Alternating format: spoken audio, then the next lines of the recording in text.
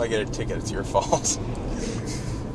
Sadly, the S-Type did not come with a manual option, but it is a 6-speed automatic, and it's pretty good for an automatic. These high-end cars had the higher gear transmissions. Now, you get like a Chevy Cruze and it has a 6-speed automatic in it. But now cars like this are getting like 7 and 8 speed automatics in the higher end luxury cars. Always staying one step ahead.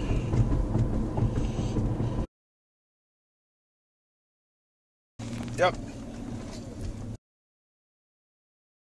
This one's the 05 Jaguar S-Type. I enjoy it. What's going on? Crime scene investigation. Okay. Looks like we're gonna have to go around. Yeah. Let's what the hell? Oh. So that just happened. How inconvenient. Well, I mean, I used to have a little Mitsubishi Eclipse that, the racing stripes, the loud tailpipe and everything, and I just, everyone's treats you horrible on the road and something like that. Whereas this car is even more fun, but it looks like something more mature, I guess. So people are more civil around you. Cars like this, it's like the best of all worlds. Luxury, practicality, performance. For as long as I can remember, I've got pictures of me as a young child playing with my toy cars. I've just always been fascinated with cars for as long as I can remember. My dad has always been into cars. Ever since where he got it from, I don't really know, because his dad was a musician. For some reason, he got his love for cars out of nowhere, it seems like. But he was always interested in a lot of the foreign stuff, which back when he was younger wasn't as popular. Jaguar, coupes and roadsters, and he had a Lotus, a bunch of Austin Healey's, had a Ferrari for a short time. So he's always had a huge passion for cars, and the types of cars we both like are a little different. There are a lot of cars we both share passion for.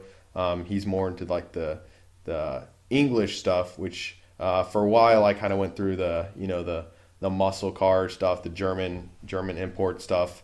But I actually am now driving a Jaguar now, so I'm kind of going the same route my dad did, kind of getting more interested. And I mean, he had, some people are maybe familiar with the E-Type Jaguars, the XK140.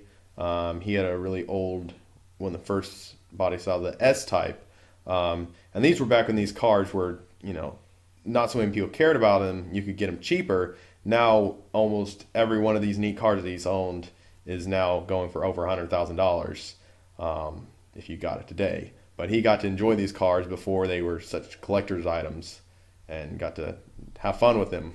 Every chance I get, I'll get behind the wheel of the car. Of course, there are some cars out there that I'm fascinated with, that of course I'll be lucky if I ever, get to sit inside one. But, any chance I get behind the wheel of a car. I love test driving cars, driving just neat exotic stuff when I get the chance.